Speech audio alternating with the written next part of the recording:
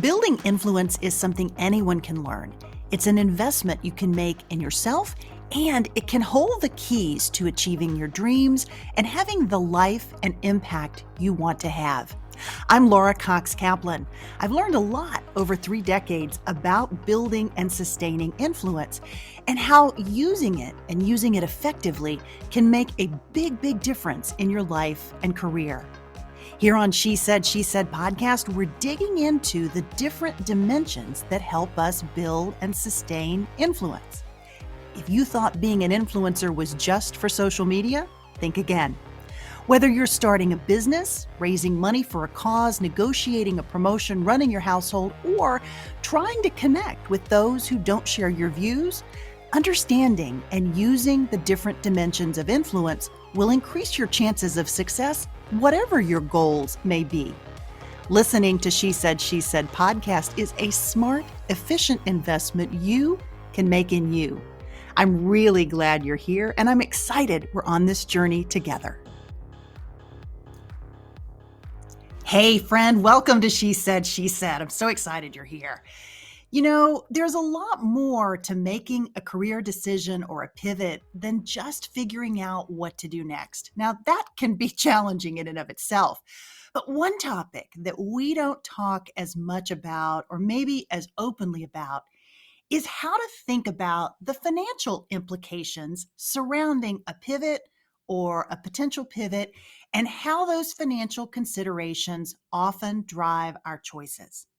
Few among us are in a position to make career decisions without first thinking about the financial consequences. And for most of us, those considerations become increasingly complex as other people enter or leave our lives. We're all familiar with the term boomerang as it relates to almost adult or adult kids moving back home with their parents. And while I imagine I would be thrilled on the one hand to have my kiddos, Ben and Lane, once they're grown, move back home with me, but that dynamic can present some pretty interesting challenges related to personal finance and often to potential life and career choices, not just for the kids, but for the parents.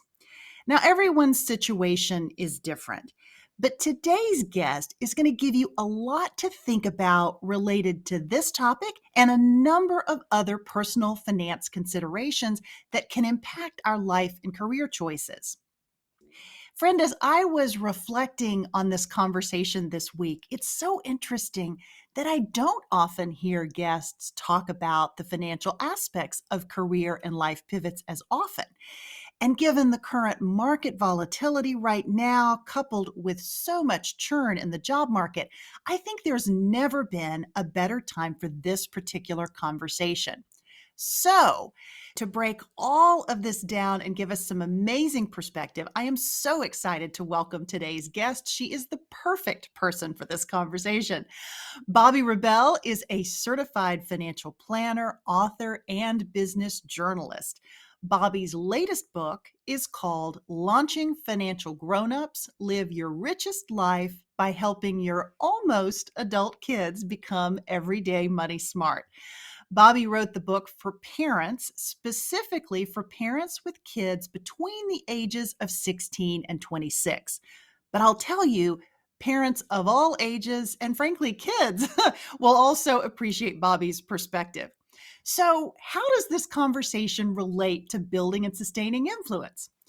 Well, sometimes the greatest opportunity that we have to have real influence is under our own roof.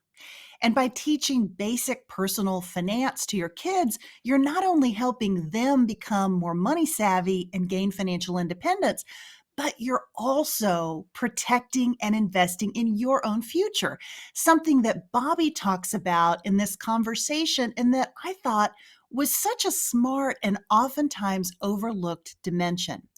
Now, those decisions and how we parent, especially in this particular stage that Bobbi's talking about, can also directly impact our own career choices, whether we take a step back and maybe pursue a passion that might not be as lucrative, at least at first, or that might require maybe a significant upfront investment of time and money. For some parents whose children remain dependent for longer, that fact will absolutely impact those choices. Now, one caveat here: you don't need to be a parent of almost grown kids to appreciate this conversation. Bobbi also shares such great perspective from her own career journey, including a number of important life lessons, including an interesting take on a career and life mistake that she had that we can all learn from. I think you'll appreciate how so much of Bobbi's advice comes not only from her own experience and her own journey, but also from a broad array of successful business people that she's had a chance to talk to for both of her books, including the first book, which is entitled How to Be a Financial Grown-Up. It's terrific, so I highly recommend it as well. I have included links to both of Bobbi's books in the show notes for this episode, episode 199. I've also included a full transcript and some other takeaways from the conversation that I think you'll find really useful. Remember, friend, I also share clips and additional perspective from these conversations on Instagram, LinkedIn, Facebook, and sometimes Twitter. So be sure to follow me on all of those platforms. You'll find me at Laura Cox Kaplan. And now, here is part one of my two-part conversation with Bobbi Rebell. Bobbi, welcome to She Said, She Said. Thank you so much for having me. I'm such a fan of the podcast and such a fan of so many of your guests that I'm honored to be among them. Oh, thank you so much. I think you and I were connected through the amazing Susan McPherson, as we talked about before we got started, and she is terrific. Yes, sending you love, Susan. So, Bobbi, let's start, if we could, tell our audience a little bit about yourself. Well, thank you so much for having me. I'm going to say this, I'm first and foremost a wife and mother of three. I have a blended family. I live in New York City, and my kids are 25, 22, and 14.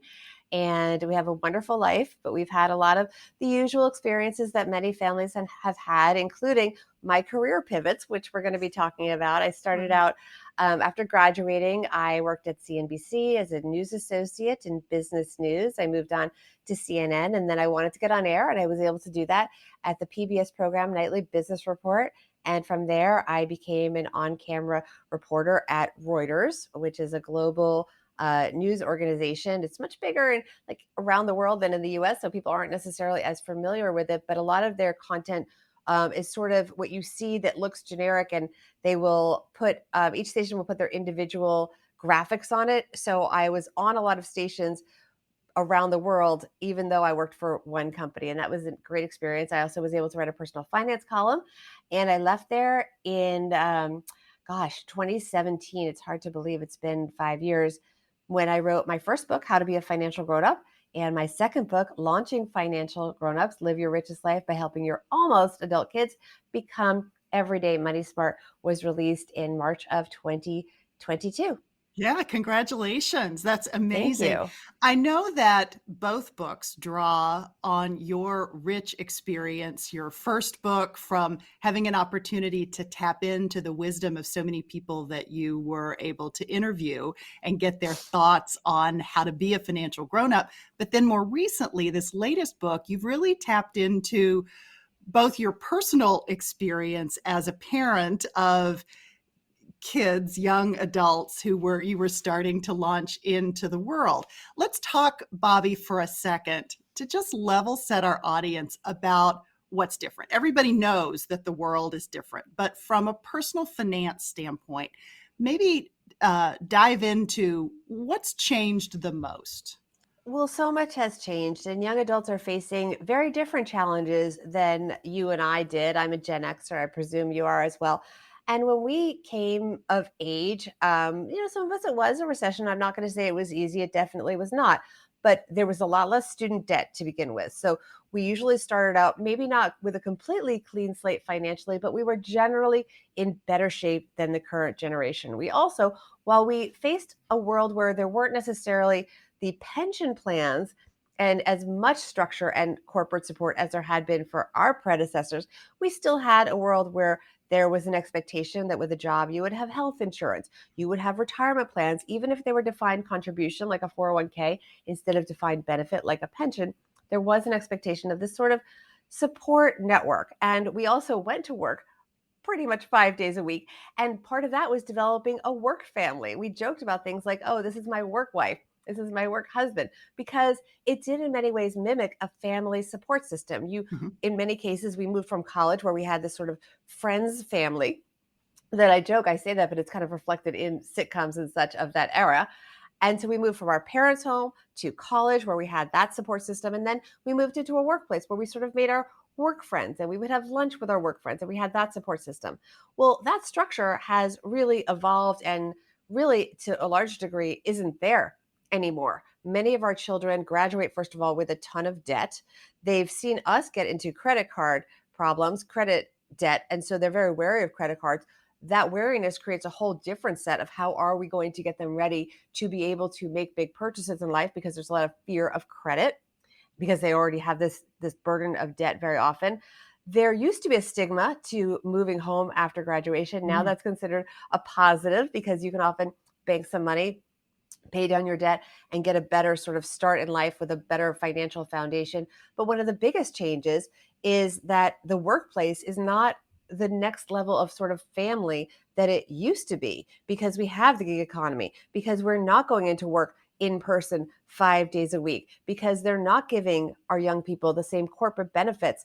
Now, it's good that we do have the ACA, also known as Obamacare, the Affordable Care Act. So there is a form of health insurance. And it is good that we can keep our children on our health insurance till age 26. But this has all created a shift and a delay to some degree of adulthood. Because just taking what I just mentioned, the fact that our children can be on our health insurance and often are until age 26, well, from a financial perspective, that creates a tie between parent and child until age 26, when it used to be, at least in general, there was an expectation, not always happening, that financial tie would start to loosen by age 18, maybe 22 when they graduated college. Then they would be on their own. That's not to say they wouldn't get a little help, but the norm would be that they would have an apartment, maybe with roommates, some Mhm. form of housing that wasn't moving back home. And that's really changed our perspective. It's kept families closer. There are definitely some benefits to it. But Right. from a financial standpoint, it really does delay financial separation of the generations. Yeah. Yeah. Oh my gosh. There's so many considerations as it relates to that. I really want to dig into this concept of the boomerang and a number of things that you talk about in your latest book, Launching Financial Grownups, that I really want to dig into as it relates to how you navigate things like who pays for what? Do you negotiate that with your children, with your sort of almost grown or essentially grown children when they're moving in? Do they pay part of the electric bill? Do they, like, which pieces do they contribute to? And how do you go about coming up with a plan for that? First of all, I would take away the word negotiate. If they are financially dependent on you, you are the decision maker. Mm, You can discuss it with them. You can listen to their point of view. You can adjust based on their suggestions. But I personally believe that if you are the one paying, you are the one paying, mm, right? mm-hmm, We had our son that was just recently graduated college, but when he started college in New York City, it was very tricky because it was ridiculously expensive, and there was really not a lot that he could do to control his expenses. He was not a big spender, but we did say, okay, we are going to give you the amount of money you need. Because he was, and we were able to do this. He was working, but we wanted him to put that money into investing, and we were going to pay his expenses at least for the time being. And we said, our only ask is that you tell us where the money goes.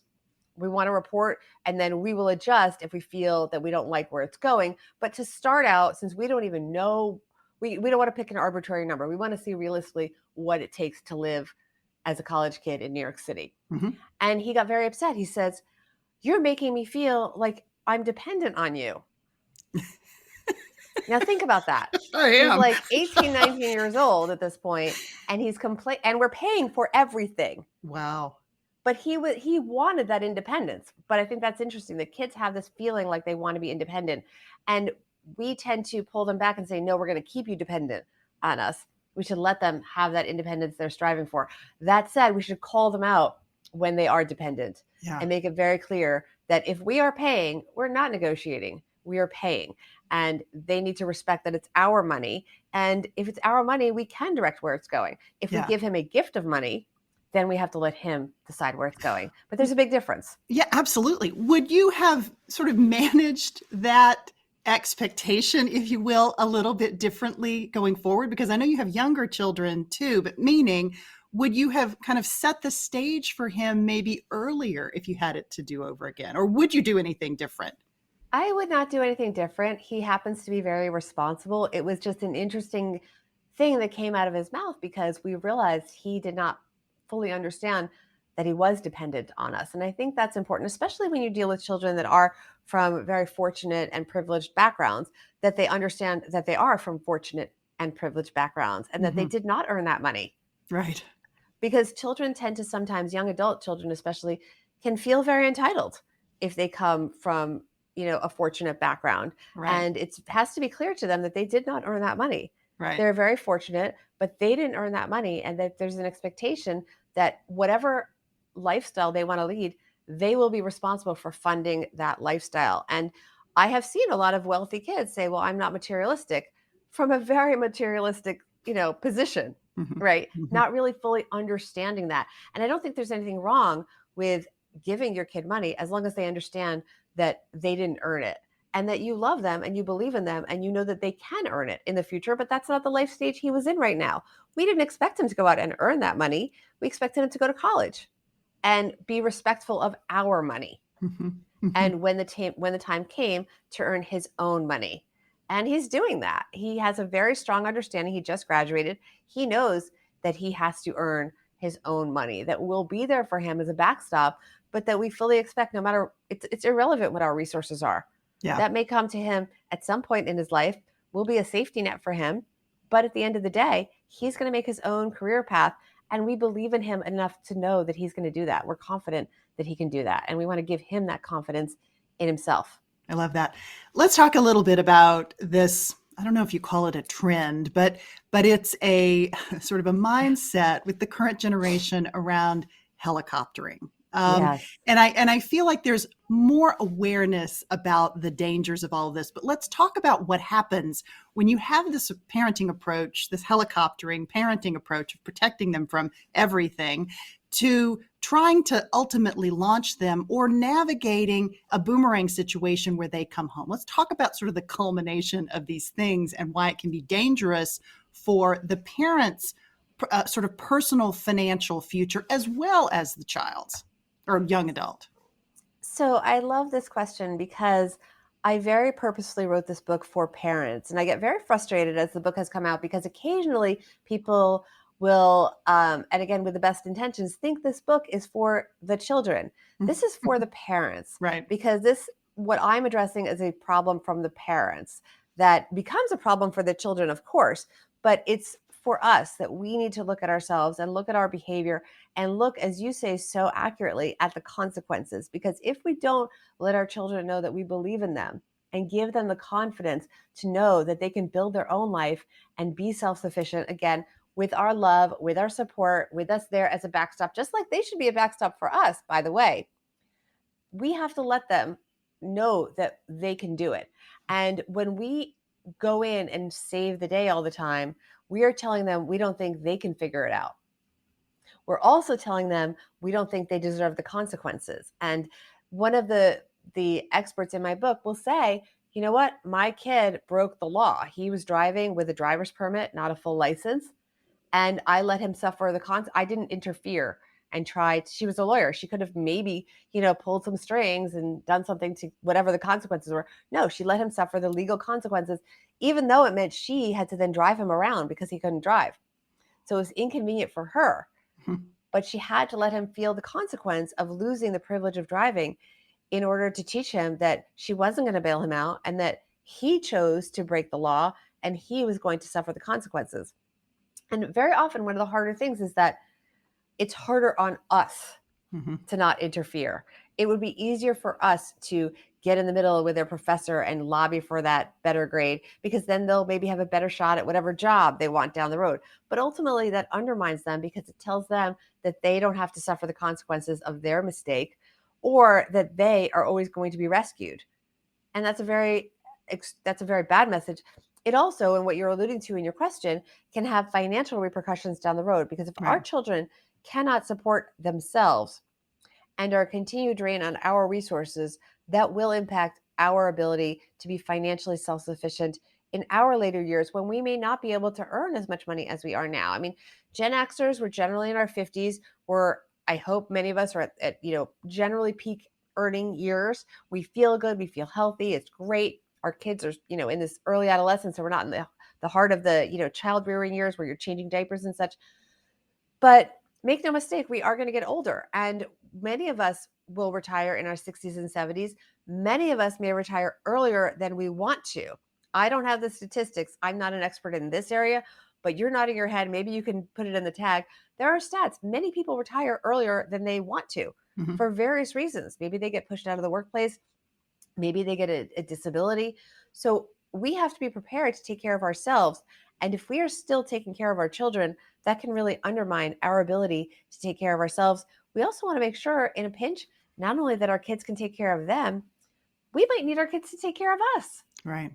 So it becomes I'm getting upset if people can't really see us because we're just recording on audio, but I get very upset worrying about what if someone's kid can't take care of them. You need them to be and able to take care of you as well. It's Mhm. a full family ecosystem. And that's one of the things that I talk about in the book, is making sure your children understand that you need them to step up later in life potentially.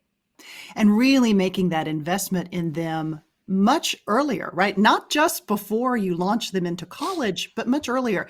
Bobbi, talk about your recommendation for when you start, like when and how you start with younger kids, because you can't just wait until they're graduating from high school and say, okay, sit down, let's make a budget. Let's go through all this. You really have to start much sooner. Give me your best recommendation on sort of maybe the best place to start. I think it's important to pay attention to your child and where they're at. And when they're ready to hear you Mhm. and to absorb the information, every child is different. Every family's culture is different. So I would look to the things that you are doing that you can include your child on. And it is, again, more work to include them than to just leave them at home with a babysitter. But try to bring your child into your life, bring them to work, even if work is at home. Have them, when it's appropriate with a client, have them sort of understand that you earn money to buy the things that you need in the house. Have them come with you shopping, even if it's not for them, Mhm. right? Bring them along and let them see the everyday things. The main focus of my book is not about abstract budgets, et cetera. It's about everyday life. Mhm. So just having them, go to the supermarket with you and tell you the price and have them help decide which product to buy. Give them choices, give them decision making power. Um, Whatever it is that works for you and your family. I did start this book at age 16 because I do think there are a lot of wonderful books that address younger children. Mhm. One of the experts in my book is a gentleman named Ron Lieber. He wrote The Opposite of Spoiled. And so I would highly recommend that for parents of younger children. That's great. I'll include that in the show notes. Bobbi, I'd love to talk a bit about career pivots. You've been through several in your career. There are financial considerations Yes. associated with these, and making the determination about whether to leave the workforce, whether to dial back, whether to take a break. This typically happens as we start having children and the responsibilities associated with that, and kind of navigating, okay, I really can't make enough to pay the babysitter. And there's a couple of great examples, I think, in both of your books as it relates to that. Let's talk about that piece and why it can be such a it's a huge financial question that goes beyond just covering the cost of childcare. Talk about that from your perspective. Thank you for bringing it up in this context, because I think that is very interesting. And I think there's a misperception that it's often, and I am, have been relatively high earning. I'm from an upper middle class background, and there's often a misperception that it's the more blue collar workers that struggle with this. but the math doesn't work on so many levels. It's really a universal problem, maybe not for the uber wealthy, but for almost every working woman, this is a struggle. And here in New York City, I was earning six figures, but when you factor in our tax rate, and again, and I had a husband that also earns money, and the fact that we felt very strongly on a moral basis that, and also legal, obviously, but really moral because a lot of our peer group does not really think this way, that we were going to pay our child care provider on the books. And we paid all of the requisite insurance that are appropriate. There's disability. I don't remember the specifics, but it added up quite a bit. Sure. All the things to make sure we were in full compliance with New York City laws and giving her paid vacation time, allowing for sick days, not having work unreasonable hours, but always giving her a full-time schedule. So she wasn't running around looking for a second job, being accommodative of her two children. When you got done with that, I was breaking even on a cash basis, even as a global business news anchor, believe it or not. Unless I worked overtime, which there was a phase when I worked a lot of overtime, but then I was paying her. So it probably still worked out to not be exact. And I will say, I would joke and I would call it my placeholder job because I felt like I was holding a place in the workforce for myself. And to some degree it was, but I was keeping in line with, I was still, first of all, I was enjoying the career. Let's not dismiss that. I was interviewing the heads of many corporations, down from Bill Gates to Larry Ellison and so on. So I was interviewing, hugely important people, unfortunately, mostly men, but that's a different podcast. Right. But I was enjoying that. And I also was building up a substantial 401k. I was we did stay on my corporate benefits because I was in a union. So my benefits were carrying the family. So we had very good health insurance and all those other benefits that came with it. And so I felt it was important to stay with the job for quite a while. And when I finally made the pivot, it wasn't so clear cut what was going to happen financially. We still did need childcare. And what I was able to do is get part-time childcare for my son. And then he was in school more. So that was a shift so that we were able to reduce our childcare costs. And I was only able to leave, really. And this, I'm just being honest, because a lot of women can't leave their jobs, even if it is, as I say, basically a placeholder job, because I had a husband that also had a salary. So we had that as the safety net, and his salary was substantially more than mine. And so that allowed me the freedom to be able to take this leap and take this chance, even though we can talk about I had quite a runway before I did make the leap. I had set up a whole other system, which took 3 years to put in place. Not only 3 years, it took even longer because I didn't leave till 2017. I really started this pivot in 2014. I had wanted to do it in 2008 when I had my son, and I couldn't because it was a recession and my husband's company imploded. And so his career was rocky. Even though he was able to do a lot of stuff, there wasn't the security of a full-time job on his end at that point. He was doing consulting, so we had to stay till the next phase. So it is complicated, even from such a wonderfully privileged point of view. Sure, absolutely. Bobbi, I'd love for you to talk about how you laid the groundwork. I mean, you knew you wanted to leave.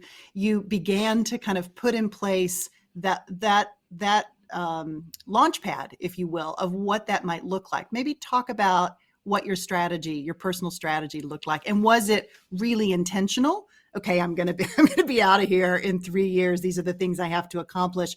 Just talk about your mindset and how you did that. It was 100% intentional. And, congrats to anyone that just bumbles into it. I could not. I had to be incredibly strategic. I just had too much on my plate. I had 3 kids at home and a husband, and I couldn't just leave, especially because I did provide the health insurance, and I did provide enough money that was sort of topping off my husband's salary. And I don't like to say it that way, but the truth is his salary was enough that we could get by. My salary was, and it's just reality. My salary was very good, but it was covering the nanny and covering vacations and such by the end. And so, I had that. I couldn't just quit. And I also didn't want to just quit because I had put so much time and energy into a career that really gave me so much pride. And I was so proud of what I had accomplished. And to just quit for to just sort of stay home for me wasn't what I wanted to do. At the time my son was 7 and the other kids were in high school. So there was still a lot going on. So what I did was I sort of admitted to myself that I didn't know where to begin.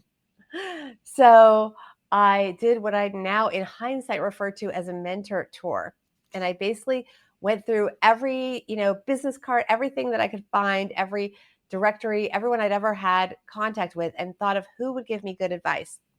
And I called them up or emailed them, got in contact, whoever was the best way. Sometimes it's LinkedIn, whatever's the best way to reach them.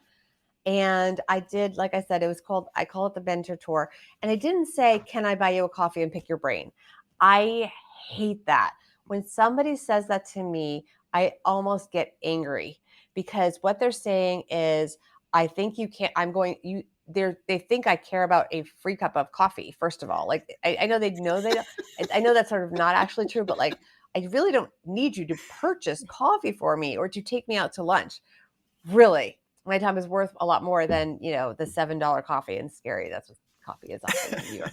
But anyway, I'd rather they just be straightforward and say, can I come to you and ask you for advice? And that's what I did. I would say, I would really like your advice. Do you have time for a phone call? Or even better, can I come to you? Whatever's convenient for you. I'll come to your office. I'll meet you. I'll take, you're going to the airport. I'll sit in the car with you to the airport. Whatever it is, that's time that you can give me. I would like to just get your advice and just be honest. Just say, I'm just looking for advice. Don't pretend that you haven't seen someone in 10 years and you suddenly want to be their best friend and strike up a quote, real friendship. Right. This is a business call. And people, I think, really respected the fact that I said, I want your business advice because I respect you and you've been kind to me in the past. And I really admire so much about what you've accomplished in business, and not pretend that it's anything but that. And that's, you want to be courteous and say, how is your family? Of course. But I think being direct and not pretending that, you're just, catching up with them just Yeah. because is effective. And I Yeah. appreciate that in the reverse.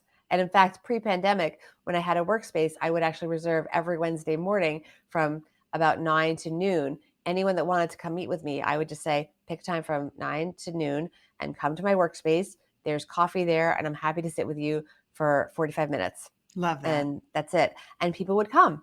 Yeah. And I was happy because I reserved the time and they were just coming to me. And if they were 5 minutes late, I'm just sitting there working on my computer. No problem. If it runs a little late, no problem. We weren't at Starbucks looking for a table. Who's paying for the actual coffee? Who's going up and getting it? Who's holding the seats? Someone's bumping our chairs. Who's looking over my shoulder? It's just you're in an office environment and you're focused on business because that's what you're discussing. All these new digital tools with Zoom and all of that can make that Yeah. kind of interaction so much or not so much the interaction, but the scheduling of it so much easier because you just hop on. It's a really Yes. smart, thoughtful thing to do. How much of that advice as it related to that point ended up in book number 1, how to be a financial grown-up? A lot of advice. Gosh, the book at this point, it's 6 years ago, so it's hard to remember. I mean, I even wrote it 8 years ago. What I will tell you what one mentor said to me that was the impetus for that book is she said, her name is Davia Temin. And this is an example of how very tangential people in your life can really make a huge difference reaching out to them. She had been the head of public relations at a company my father had worked at when I was a child. Oh, wow. And as a teenager, I guess I expressed some interest in that because somehow I ended up being like an intern slash assistant to her for a couple of events when I was probably maybe late high school, early college. I don't remember, but I would be the one running around holding the microphone for her at different events, one of her little helpers. And just that chance, meeting so long ago, I reached out to her and she was so lovely. And she had me in her office where she served me coffee and we sat in her office and she gave me advice. And she said, what sets you apart from other people? You say you want to do something in more personal finance. I was doing a lot of investing advice at the news I covered was all the Fed and the stock market and earnings reports. She said, you want to do something that's more personal. What do you offer that no one else can get to? And I said, well, I know a lot of really famous business people and they're not always them directly, but their publicists will take my call. And she said, well, then tap into that. You know a lot of famous business people. And so I came up with this concept. I said, they're not going to want to do these full big interviews with me, but I bet they would each answer 2 questions. If I just give their publicist or them directly, depending on the relationship, 2 questions to answer, I bet they answer it. And shockingly, they did. I got very few rejections. And a lot of them gave me very insightful answers. And a lot of them were so happy to be included in a project like this because it was very refreshing. I wasn't grilling them about their earnings report. I mean, one of the most wonderful people in the book was a guy named Terry Lundgren. He was the head of Macy's at the time. Right. And I had interviewed him every holiday season about Macy's and what they were doing. And I called him his publicist. I said, I got this side project, has nothing to do with Reuters. We were always very clear. I worked with the ethics department at Reuters to make sure there was that boundary. I said, it won't have any ramifications. If he doesn't want to do it, that's fine. But here's what it is. And he said, sounds interesting. I'll bring it to him. And, a couple hours later, the guy popped on a call with me and I just recorded it. And it's, they were so gracious. Yeah. And I think the product is something I'm really proud of. Yeah, it's great. And the advice, I think, withstands the test of time. I went back and reread this book, and I would recommend it to anyone who's listening. It is terrific. One of the Thank things you. I need to reread it. You do. Yeah, you do. And the funny thing with books is you write them, and it came out in 2016. I wrote it in 2014. Right. So it's been a while. Hey, friend, I hope you enjoyed part 1 of my 2-part conversation with Bobbi Rebell. Don't forget to check out the show notes for this episode 199, where you'll find additional perspective as well as links to Bobbi's books and podcast and the things we mentioned in the conversation. You will also find a full transcript, which you can download from today's conversation. Next week, we'll pick up right where we left off, and we'll talk about why pursuing your passion isn't necessarily the same as pursuing your income. Bobbi shares what she considers to be her biggest financial mistake and why the people around us have an outsized impact on our financial future. And of course, we also talk about influence. So be sure to follow or subscribe to She Said podcast wherever you listen. I am so grateful to have you here, and I hope you found this investment of your time worthwhile. If you have a chance, I'd love to hear from you, so send me a message via the link in the show notes, or better yet, leave me a review. I'd be so incredibly grateful. Until next week, take care. She Said podcast is produced weekly by She Said Media.